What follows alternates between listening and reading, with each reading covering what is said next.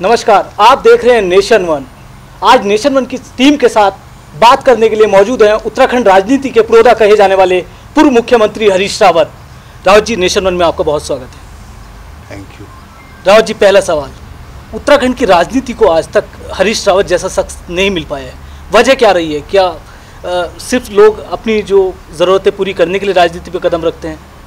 जैसा दर्द एक प्रदेशवासियों का हरीश रावत के दिल में किसी और नेता के दिल में नहीं देखा जाता। नहीं, ऐसा नहीं है। लोगों के दिल में हमसे भी ज़्यादा दर्द है। हमसे ज़्यादा समझ रखने वाले, पकड़ रखने वाले, ज़्यादा समर्पण वाले लोग हैं, बहुत सारे लोग हैं।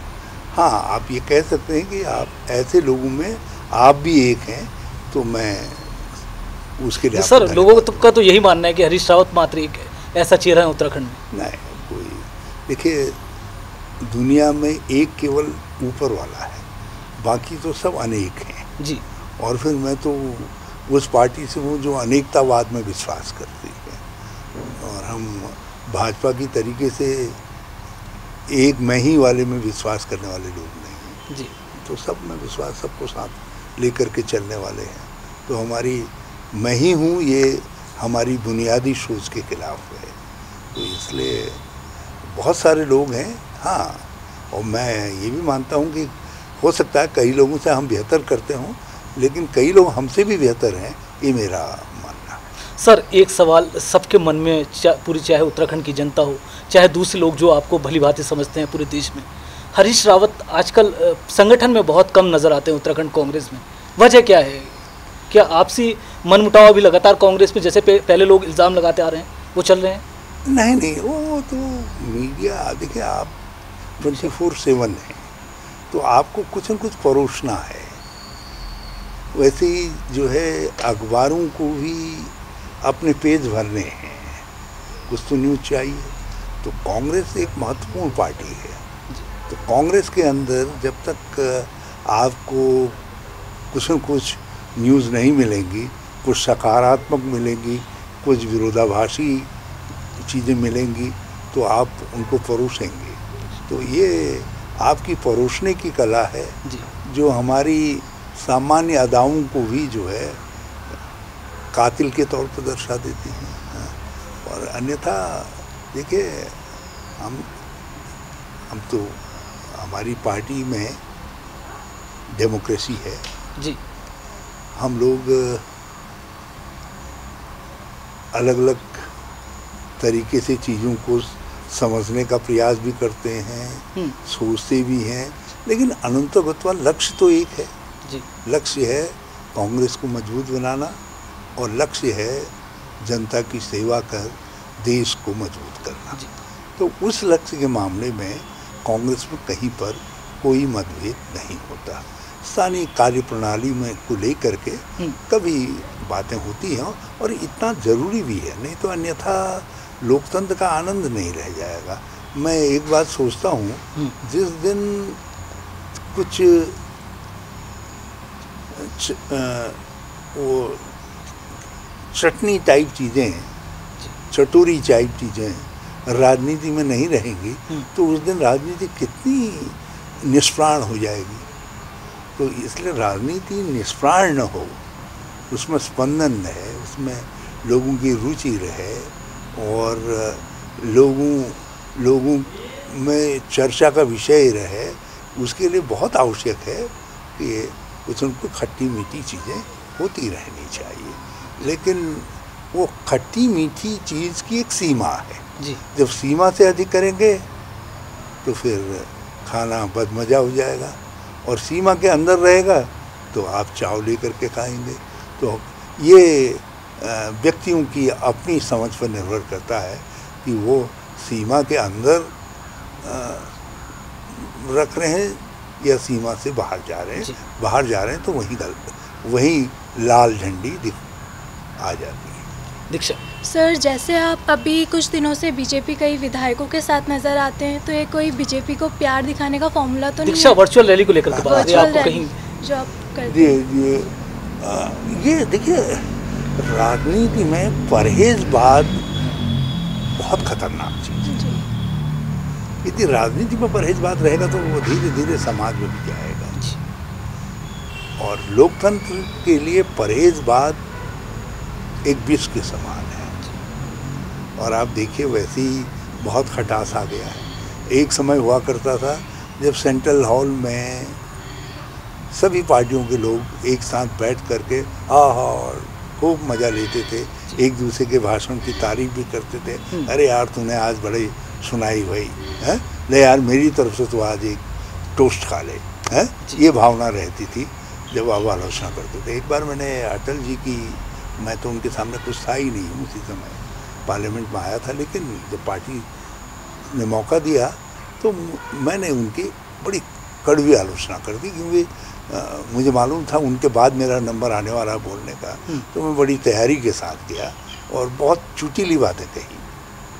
तो अटल जी ने पर्चा लिख करके वहीं से दिया जो मैंने सवाल करके रखा, लेकिन उसमें नाम नहीं था।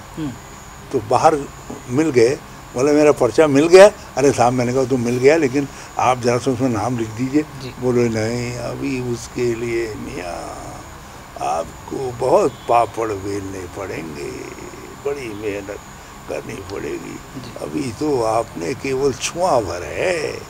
उन्होंने बजाय बुरा मानने के मुझको इनकरेज किया, कहा कि नहीं अभी तो तुमने खाली शुरुआत की, अभी तो तुमको बहुत कुछ करना है। This was the spirit at that time.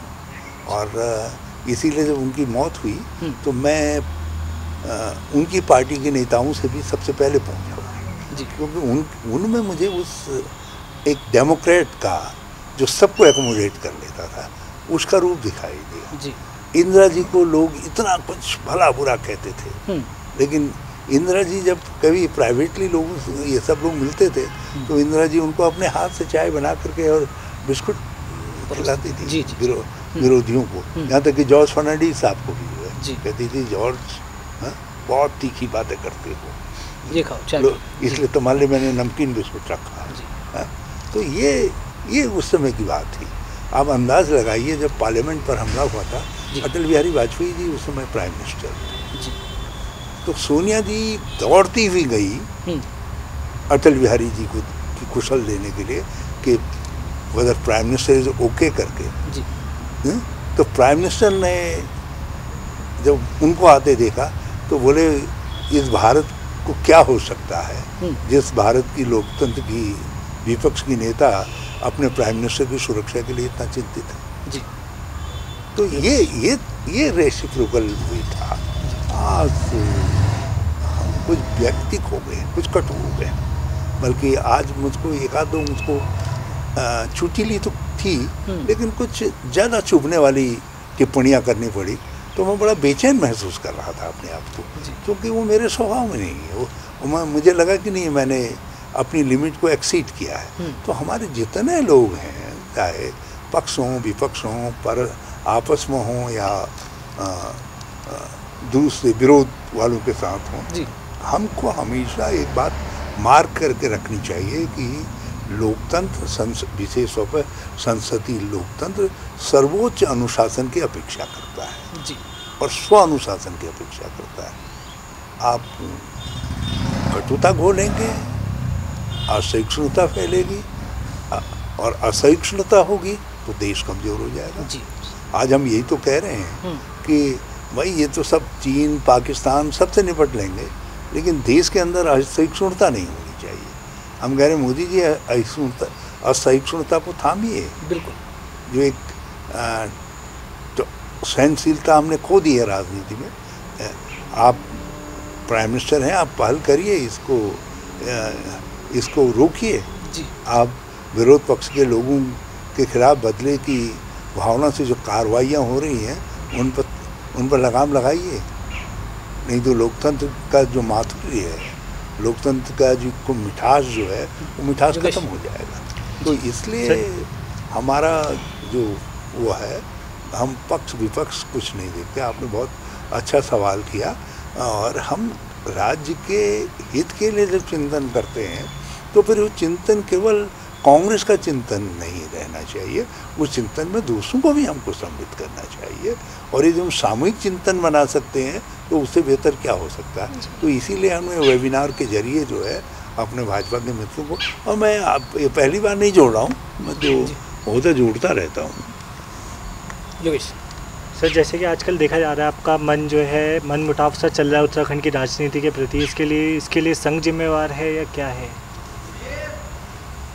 नहीं, ऐसा नहीं है, लेकिन एक समय आता है जब आदमी को स्वयं इस बात पर मनन करना चाहिए कि अब कब तक।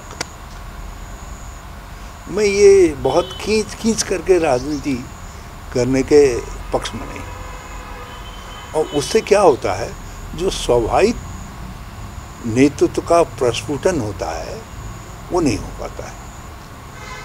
अब मैं मुख्यमंत्री तो बन गया अनंतगत्वा, यदि मैं 2002 में मुख्यमंत्री बना होता तो मैं राज्य के लिए बहुत उपयोगी मुख्यमंत्री हो सकता था, इससे कई गुना बेहतर मुख्यमंत्री हो सकता था।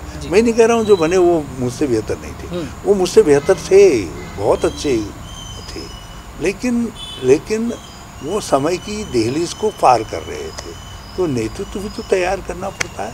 तो इसलिए आप उसको हमारे वैराग्य मत मानिए, मैं इसको आवश्यक समझता हूँ, और ये चिंतन प्रोसेस हमारी पार्टी में सभी स्तरों पर होनी चाहिए, सभी स्तरों पर होनी चाहिए। सर, इसमें हम ये मान सकते हैं हम नीचे लाएं। अब मैं बहुत गहराई से जब विचार करता हूँ तो मैं ये देखता हूँ कि हमारी पार्टी में लगभग 35 से 50 वर्ष के हमको चुनिंदा 2-4 नौजवान दिखाए, 10-5 नौजवान, 10-12 नौजवान दिखाई देते।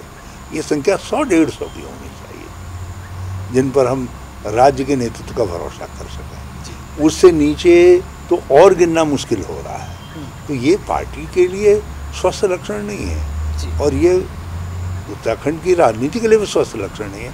ये अकेले हमारे वहाँ प्रॉब्लम नहीं है, और हमारे सामने जो पार्टी खड़ी है उसके यहाँ भी ये प्रॉब्लम है। तो आप